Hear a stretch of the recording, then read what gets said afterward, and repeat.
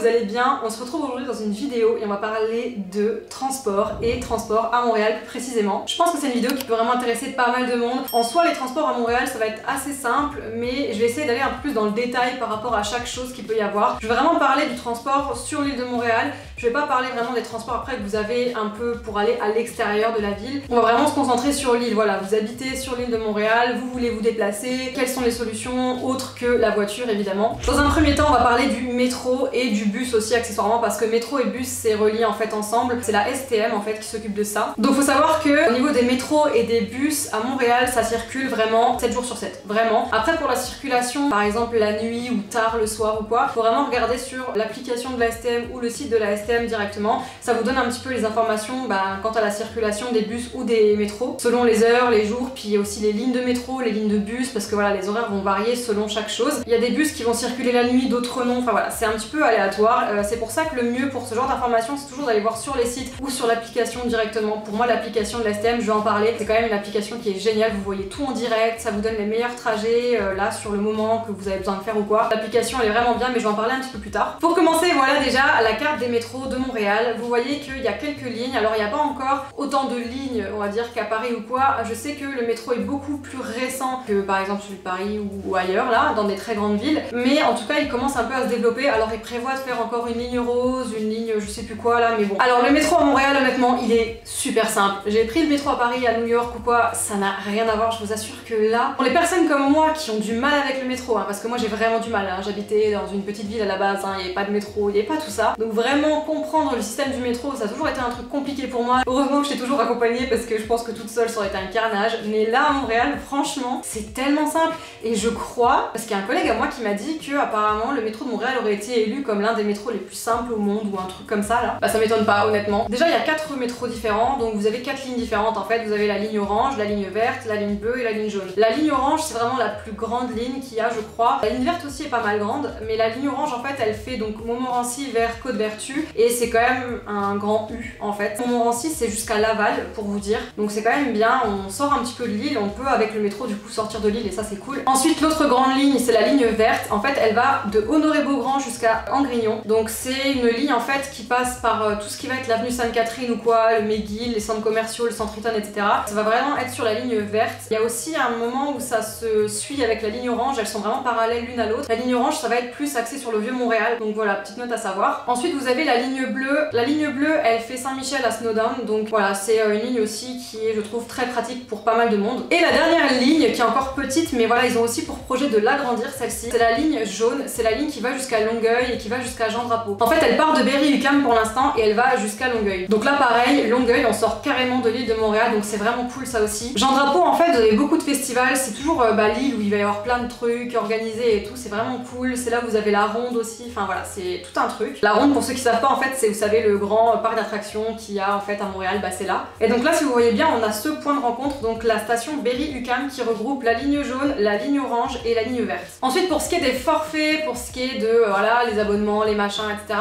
il y a vraiment plusieurs tarifs, donc je vais vous mettre une grille de tarifs juste ici ou sur ma tête, enfin peu importe. Vous allez vraiment voir tous les tarifs qu'il y a pour les cartes, donc les cartes du métro, donc le métro, la STM. La carte ça s'appelle la carte Opus. Moi je travaille, je suis salariée, je ne suis pas étudiante, j'ai pas de tarif réduit, en tout cas je ne suis pas admissible à un tarif réduit. Je paye ma carte tous les mois, je la recharge. Donc en fait vous avez des bornes dans chaque station de métro ou alors vous avez des guichets où vous pouvez recharger votre carte ou acheter votre première carte. Donc déjà par rapport à cette carte là, donc je vous ai dit il y a plusieurs forfaits. Moi comme je l'ai dit aussi, je suis salariée donc je paye plein pot. Plein pot ça va être 86 $ il me semble et mensuellement. Plus si c'est la première fois que vous prenez un abonnement mensuel ou quoi, vous allez devoir payer la carte. La carte qui coûte je crois une dizaine, quinzaine de dollars à peu près. Il me semble que quand j'ai acheté ma première carte métro plus mon premier abonnement mensuel, ça m'a coûté comme dans les presque 100 $. Et après tous les mois je l'ai rechargé 86. Thomas mon copain lui en fait il est étudiant, donc ça veut dire qu'il a fait une carte Opus étudiante. Ça veut dire qu'elle est nominative, il y a vraiment son authentification dessus. Alors pour les gens qui sont comme moi et qui payent plein pot, je vous rassure c'est nominatif aussi, même s'il n'y a pas votre photo et votre nom, mais je vais vous expliquer plus tard. Donc lui sur sa carte voilà il y a son nom, prénom, il y a sa photo, etc. Donc en fait il paye moitié prix. Ça veut dire qu'il me semble qu'il est à hauteur de 45 $, un truc comme ça. Mais lui aussi la première première fois qu'il a acheté la carte, il a dû la payer forcément aussi avec l'abonnement. Donc pareil, une 10-15aine de dollars. Et après, il a dû faire la photo. Donc c'était à Berry-UQAM, enfin près de la station Berry-UQAM de métro. C'est le studio photo de la STM en fait, tout simplement. Et en fait, voilà, c'est près de Berry-UQAM et il a dû aller faire ses photos. Alors, il y a toujours une file incroyable pour faire ces photos là-bas. Je vous assure que franchement, faut être motivé, mais vraiment. J'imagine même pas faire la file en hiver. Nous, on l'a fait, c'était fin août. Donc ça va, il faisait vraiment bon. Mais alors en hiver, à moins 30, honnêtement, je fais pas la file quoi. Pareil, moi j'ai un collègue en fait qui travaille avec moi, qui a un certain âge et lui du coup bénéficie d'une carte à tarif réduit. Comme mon copain en tant qu'étudiant, c'est le même tarif. Et je crois qu'il y a plusieurs critères qui peuvent faire que vous êtes admissible à ce prix-là. Faut vraiment se renseigner, mais il y a pas mal de choses, ça peut être intéressant. Comme je vous l'ai dit, le tarif pour les cartes opus, donc les étudiants, etc. est réduit. Et toutes ces personnes-là qui ont des tarifs un petit peu différents du tarif de base, et ben ils ont une carte nominative avec nom, prénom, photo, etc. sur la carte. Moi, comme je vous l'ai dit juste avant, j'ai une carte, juste une carte en fait, il n'y a rien dessus, c'est voilà, il y a juste marqué carte opus, enfin je veux dire, quelqu'un la trouve par terre, personne peut deviner que c'est la mienne. Mais en fait, ce que j'ai appris, en fait vous le savez automatiquement quand vous allez acheter directement votre carte à la STM, parce que vous pouvez vous fournir une carte métro ailleurs, vous pouvez l'acheter ailleurs, mais si vraiment vous allez acheter votre carte métro à la STM au guichet, ben en fait on va vous l'expliquer. Moi quand j'ai acheté ma carte la première fois, on m'a dit vous avez une carte sans tarif réduit ou quoi, mais elle peut quand même être nominative, dans le sens où on m'a dit d'aller sur le site de la STM et d'aller m'enregistrer. Donc en fait le numéro de carte, le rentrer, mettre mon nom, prénom, etc. pour qu'elle soit quand même nominative et à mon nom. Ça c'est important de le faire, je vais vous expliquer pourquoi. Parce que il y a quelques mois, j'ai perdu ma carte métro. Et en fait ce qui s'est passé, c'est que je me suis dit non attends, je viens de recharger ma carte. Je l'ai perdue, je sais même pas où elle est. D'ailleurs aujourd'hui j'ai toujours pas retrouvé, donc je sais pas où elle se balade, mais bref. Donc j'avais eu l'intelligence d'aller sur le site de la STM enregistrer ma carte. Et quand j'ai appelé la STM en disant écoutez j'ai perdu ma carte métro, qu'est-ce qu'on peut faire, elle m'a dit est-ce que votre carte est nominative. Je lui ai dit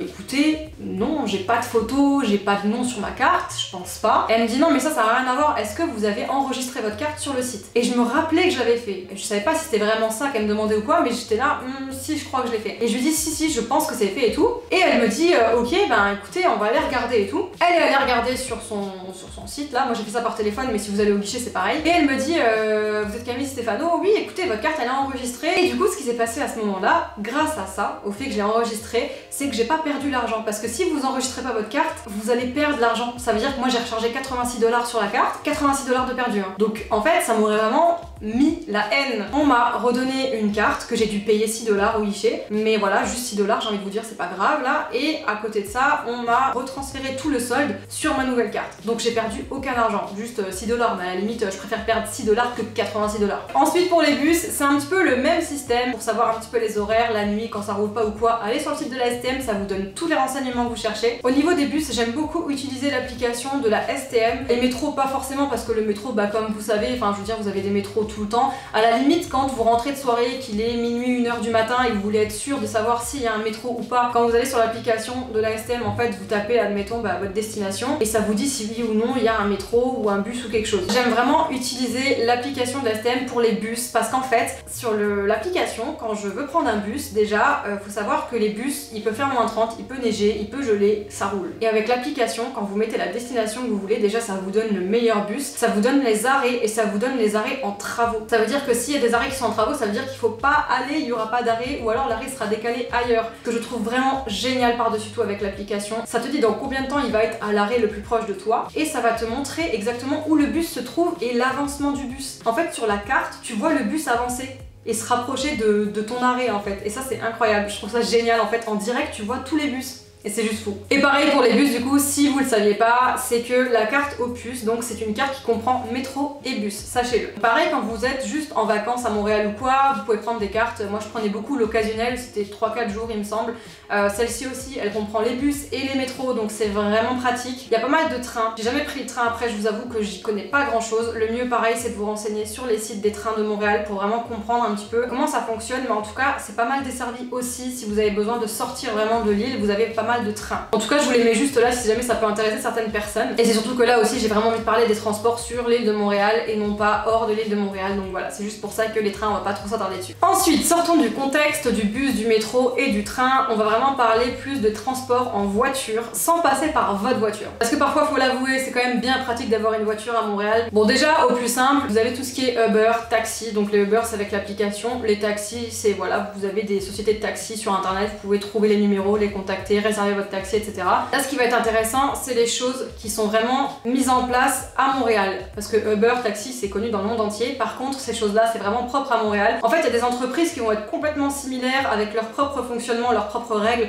dans chaque pays, je pense. À Paris, il y a un petit peu pareil, je sais plus comment ça s'appelle. Mais là, en tout cas, vous avez deux grosses sociétés, je trouve, qui sont quand même vachement connues. Vous avez tout ce qui est Communauto et l'autre qui s'appelle Car2Go. Car2Go qui va se renommer ShareNow, de ce que j'ai entendu, le nom va changer. Et dans Communauto, vous avez les voitures Flex qui sont en fait les voitures de Communauto. C'est le même groupe. Pour le fonctionnement, les deux vont fonctionner un petit peu de la même manière. Sur Communauto, pour faire simple, je vais vous mettre aussi des images un peu partout sur l'écran pour que vous voyez un petit peu de quoi je parle. Ce sera peut-être même plus simple. Après, vous êtes libre également d'aller sur les sites internet pour vous renseigner. Mais en tout cas, voilà, sachez que ça existe. Les voitures Communauto, vous pouvez les louer un petit peu quand vous voulez. Vous pouvez les réserver à l'avance d'ailleurs si vous le souhaitez aussi. Et vous pouvez les ramener à l'heure et à la date que vous souhaitez. Deuxième chose, après les voitures Flex, c'est un petit peu différent que ce soit les voitures Communauto ou les voitures Flex. De toute façon, ça fait partie de Communauto. Vous avez obligation en fait de ramener la voiture dans une zone vraiment définie par Communauto. Donc pareil, vous avez l'application Communauto, vous avez l'application Car2Go aussi, mais ça on va y venir après. Et il me semble que sur Communauto, vous payez vraiment un abonnement à l'année. Donc c'est vraiment très cool. Et les voitures Flex, voilà, comme je vous ai dit, c'est un petit peu différent. Mais vraiment, ça peut être super pratique pour des petits trajets ou quoi. Vous pouvez rouler avec les voitures hors de la zone, de ce que j'ai compris. Mais quand vous la déposez en fait à l'arrêt, il faut vraiment qu'elle soit stationnée dans une zone. Il faut vraiment qu'elle soit dans la zone de Communauto. Car2Go, qui va bientôt devenir ShareNow, de ce que j'ai compris en allant sur le site, c'est le même système. Je crois pas que vous payez à l'année un abonnement par contre. De ce que j'ai juste compris, c'est que vous allez payer le trajet directement quand vous allez dessus. Pareil, ça fonctionne avec l'application. Il y a des zones où vous devez ramener la voiture, c'est vraiment la même chose. Sachez que vous avez pareil l'application. Si vous voulez vraiment des renseignements, savoir exactement le fonctionnement ou quoi, au moindre détail, les abonnements, les prix, les tarifs, enfin peu importe, n'hésitez pas à aller sur le site pareil de Car2Go parce que vous allez avoir toutes les informations en détail. Mais en tout cas, je trouve ça vraiment cool d'avoir des choses comme ça en fait à disposition. Mais bon bref, moi je n'ai pas utilisé en fait que ce soit Car2Go ou Communauto tout simplement parce que je n'ai pas de permis canadien. J'ai un permis français. C'est sûr que si vous voulez rouler au Canada, à Montréal, il faudra forcément un permis canadien à un moment ou à un autre. Le problème c'est que si vous voulez vraiment rouler avec votre permis français, vous pouvez, mais au bout de 6 mois, là ils vous disent clairement vous êtes obligé d'avoir un permis canadien. Si vous êtes contrôlé ou quoi, il vous faut un permis canadien. Pareil, ce sera plus facile pour vous si vous achetez une voiture ou si vous louez une voiture, enfin voilà, c'est toujours mieux. Après, le gros inconvénient du permis canadien, c'est que vous devez le payer tous les ans, c'est une centaine de dollars de ce qu'on m'a dit, à la date d'anniversaire du permis. Apparemment, c'est pas le seul pays qui fait ça.